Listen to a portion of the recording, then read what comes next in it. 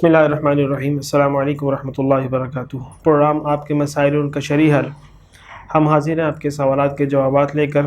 ہمارے ساتھ موجود ہیں مفتی محمد لقمان امین صاحب، جو کہ رئیس مفتی ہیں دارالفتاح عثمانیہ کے اور استاد الحدیث ہیں جامعہ عثمانیہ آسٹریلیا مسجد کے۔ ان کے ساتھ موجود ہیں مفتی محمد نعیم صاحب، جو کہ مفتی ہیں دارالفتاح عثمانیہ کے اور استاد الحدیث ہیں مدرسہ عثمانیہ البنات۔ ان کے ساتھ موجود ہیں مفتی محمد اسامہ صاحب، جو کہ استاد الحدیث ہے جامعہ عثمانیہ آسٹریلیا مسجد کے اور نائب مفتی ہے دارالفتاح عثمانیہ کے۔ آئیے آپ کے سوالات کی طرف چلتے ہیں۔ ہمارا پہلا سوال مفتی محمد لقمان امین صاحب سے ہے۔ مفتی صاحب، جلال الدین عثمانی نوشہرہ سے سوال کرتے ہیں، کیا قرآن مجید کے علاوہ دوسری آسمانی کتابوں تورات، انجیل وغیرہ کو بھی بغیر وضو ہاتھ لگانا جائز نہیں ہے؟ بسم اللہ الرحمن الرحیم۔ قرآن پاک کی ایک آیت ہے، لا یمسہ الا المطہرون۔ سورۃ الواقعہ میں اللہ تعالیٰ نے قرآن مجید کی عظمت اور اس کی اہمیت کو بیان کرتے ہوئے فرمایا، یہ کلام ایسا ہے کہ اس کو صرف پاک لوگ ہی چھو سکتے ہیں۔ لہٰذا قرآن مجید کے بارے میں تو جمہور علماء کی رائے یہی ہے کہ اگر اسے چھو نہ ہو، زبانی پڑھنا نہیں، ہاتھ لگا کر مس کر کے اگر پڑھنا ہو، تو اس کے لیے آدمی کا دونوں طرح کی نجاستوں سے، حدث اکبر سے بھی اور حدث اصغر سے بھی، دونوں طرح کی حدث سے پاک ہونا ضروری ہے۔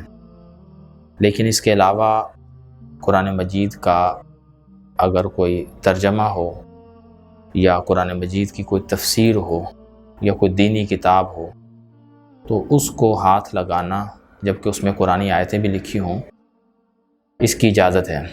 اس تناظر میں دیکھا جائے تو جو سابقہ آسمانی کتابیں ہیں، ان کے بارے میں مسلمانوں کا نظریہ یہ ہے کہ وہ اپنی اصلی حالت میں ہمارے پاس موجود نہیں ہے، تو گویا وہ اللہ کا کلام نہیں ہے۔ جو کچھ بھی ہمارے پاس ہے اس میں لوگوں کی تحریفات بھی شامل ہے، لوگوں کے اضافے بھی شامل ہیں۔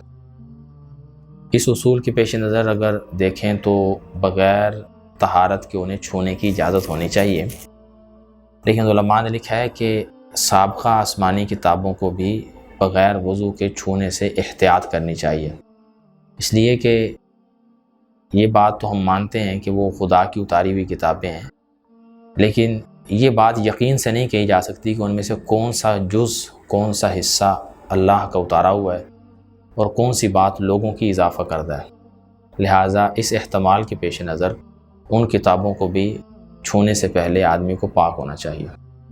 ہمارا اگلا سوال مفتی محمد نعیم صاحب سے ہے۔ مفتی صاحب، محمد یوسف حسین سکردو سے سوال کرتے ہیں، اگر بیٹا والد کی زندگی میں اپنی کمائی سے مکان بناتا ہے تو کیا یہ مکان والد کی وراثت میں شامل ہوگا یا نہیں؟ بسم اللہ الرحمن الرحیم۔ والد کی زندگی میں باپ اگر بیٹا مکان پر پیسے لگا کر اس کو تعمیر کرتا ہے تو بھی وقت تعمیر وہ پیسہ لگاتے ہوئے اس بات کی صراحت کرتا ہے کہ یہ میں بطور قرض لگا رہا ہوں، یا جتنی رقم لگا رہا ہوں جب بیچا جائے گا یا حصے کیے جائیں گے میری رقم کو منہا کیا جائے گا، یا وہ تصریح نہیں کرتا، اس کی صراحت نہیں کرتا۔ یہ دو چیزیں ہیں۔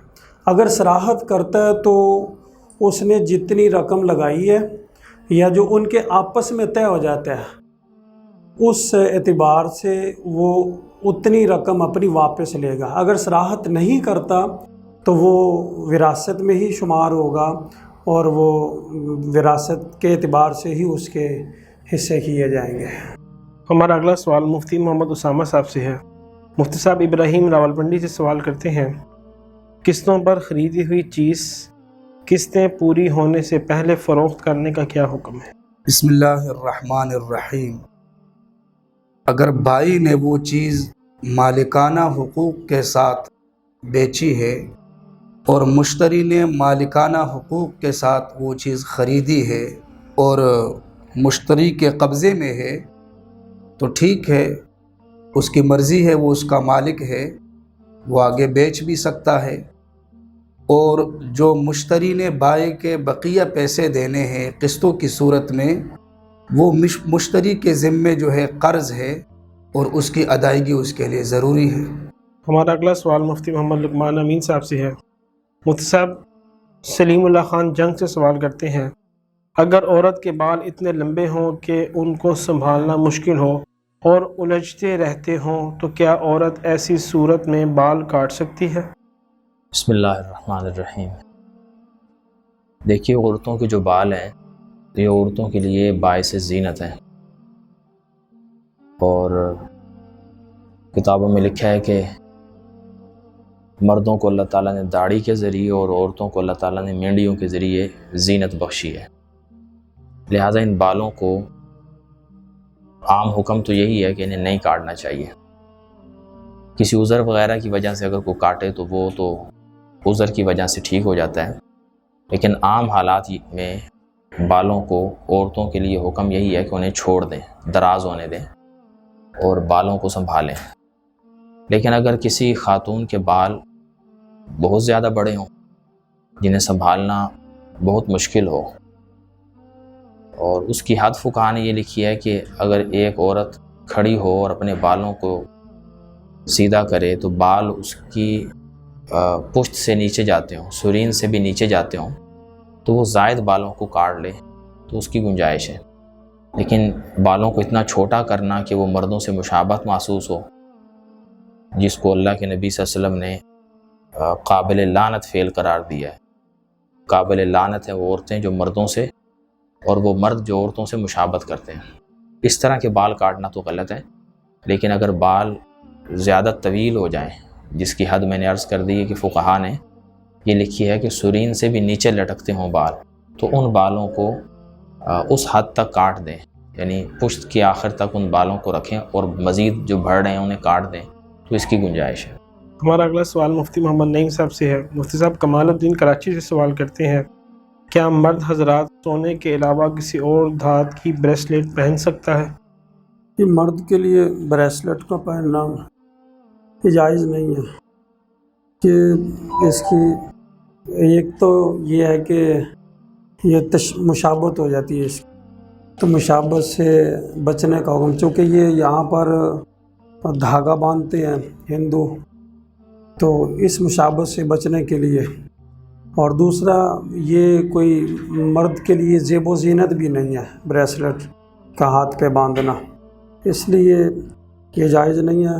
ہاں، مرد کے لیے زیب و زینت کی چاندی کی انگوٹھی کی گنجائش ہے، وہ 4.5 ماشے کے قریب، باقی بلیڈ سے پڑھنا اس کے لیے جائز نہیں ہے۔ ہمارا اگلا سوال مفتی محمد اسامہ زہدی صاحب سے ہے۔ مفتی صاحب، ایک خاتون سوال کرتی ہیں کہ ماہواری ختم ہونے کے 5 یا 10 دن بعد خون آئے تو اس کا کیا حکم ہے؟ بسم اللہ الرحمن الرحیم۔ عورت کے لیے 2 حیضوں کے درمیان 15 دن کا طہر ضروری ہے، لہٰذا ماہواری کے 5 یا 10 دن بعد اگر خون آتا ہے تو اسے دم استحاضہ کہیں گے، اور دم استحاضہ کا حکم یہ ہے کہ اس خون کے دوران تمام عبادات کی ادائیگی معمول کے مطابق ضروری ہے، مثلا نماز، روزہ، تلاوت، ذکر و اذکار۔ ہاں، فرق یہ ہے کہ اگر خون اتنے وقفے سے نکلتا ہے کہ جس میں اس عورت کے لیے ممکن ہے کہ یہ پاک کپڑے پہن لے اور فرض نماز یہ ادا کر سکے، تو ایسی صورت میں اس کے لیے لازم ہے کہ ہر فرض نماز کے لیے پاک لباس اور فرض نماز کے لیے جو ہے وضو کرے اور اس سے فرض نماز پڑھے۔ لیکن اگر خون تسلسل سے نکلتا ہے، اتنا وقفہ نہیں ملتا، تو ایسی صورت میں ہر فرض نماز کے وقت کے لیے وہ وضو کرے، اور اس وقت میں اس عورت کو اختیار ہے جتنی وہ عبادت کر سکتی ہے، تلاوت کی صورت میں، نوافل کی صورت میں، فرائض کی صورت میں اس کے لیے اجازت ہے۔ ہمارا اگلا سوال مفتی محمد لقمان امین صاحب سے ہے۔ مفتی صاحب، بہت دن ساجد میرپور سے سوال کرتے ہیں، ایک شخص کے پاؤں کی یا ہاتھ کی 6 انگلیاں ہیں جس کی وجہ سے مسائل ہیں، کیا زائد انگلی کو آپریشن کے ذریعے کٹوا سکتا ہے؟ بسم اللہ الرحمن الرحیم۔ انسان کو اللہ تعالیٰ جس حال میں بھی پیدا فرمائیں وہی اس کے لیے بہتر حالت ہے۔ لہٰذا اگر کسی انسان کے ہاتھ کے یا پاؤں کے انگلیوں میں بناوٹ میں کوئی فرق ہو اور وہ فرق اس کو زندگی کی روزمرہ کے کاموں میں رکاوٹ نہ ڈالتی ہو تو اسے قبول کرنا چاہیے کہ اسی میں اس کے لیے خیر ہے۔ لیکن اگر جسم کا کوئی ایسا زائد حصہ جیسے ہاتھ کی یا پاؤں کی 5 سے زائد انگلیاں یہ انسان کی معمول کی زندگی میں رکاوٹ ڈالتے ہوں، کام کاج میں تنگی ہوتی ہو یا مطلب اس طرح کی بناوٹ ہو کہ ذرا سا ہل جانے سے تکلیف کی شدت جو ہے نا وہ بڑھتی ہو، تو ایسی صورت میں علماء نے اس کی اجازت دی ہے کہ اس زائد حصے کو آپریشن کے ذریعے اگر کاٹ دے، اس شرط کے ساتھ کہ اس آپریشن کے دوران اس کی جان یا اس کا کوئی عضو تلف نہ ہو، یعنی جو زائد حصہ کاٹ رہے ہیں وہ تو کاٹیں گے، اس کے علاوہ اس کے جسم کا کوئی حصہ تلف نہ ہو یا اس کی جان کو خطرہ نہ ہو، ایسا آپریشن کروانا ٹھیک ہے، یہ زائد انگلی کو کاٹا جا سکتا ہے۔ ہمارا اگلا سوال مفتی محمد نعیم صاحب سے ہے۔ مفتی صاحب، اجمل شاہ سیالکوٹ سے سوال کرتے ہیں، اگر کسی کا بچپن میں عقیقہ نہ کیا گیا ہو تو کیا جوان ہو کر یہ آدمی عقیقہ کا عمل کر سکتا ہے؟ عقیقے کا اصل وقت اور جو سنت اور مستحب جس کا روایات میں ذکر کیا گیا وہ تو یہی ہے کہ بچہ جس دن پیدا ہو تو اس سے 7ویں دن بعد 7ویں دن اس کا عقیقہ کرنا یہ سنت یا مستحب عمل ہے۔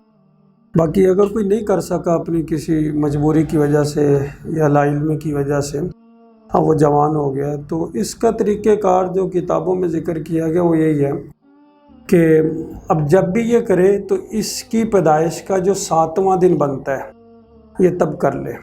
مثال کے طور پر یہ جمعے والے دن پیدا ہوا ہے، جمعرات اس کا 7واں دن بنے گا، تو یہ تو 7ویں دن یہ اپنا جو ہے نا یہ عقیقہ کر لے۔ اس طرح اب جب بھی یہ کرے تو اپنے 7ویں دن یعنی جو اس کا 7واں دن بنتا ہے وہ اس دن اپنا عقیقہ کر لے۔ اگر ایسی بھی کوئی موقع محل نہ بن سکے تو کتابوں میں یہ لکھا ہے کہ جب بھی اس کو موقع میسر ہو یہ اپنا عقیقہ کر لے، لیکن اصل وقت پہلے ذکر کر دیا گیا۔ ہمارا اگلا سوال مفتی محمد اسامہ صاحب سے ہے۔ مفتی صاحب، نور اللہ بھٹی گجرات سے سوال کرتے ہیں، اگر جماعت کی نماز کے دوران مقتدی نے سجدے سے امام سے پہلے سر اٹھا دیا تو مقتدی کی نماز کا کیا حکم ہے؟ بسم اللہ الرحمن الرحیم۔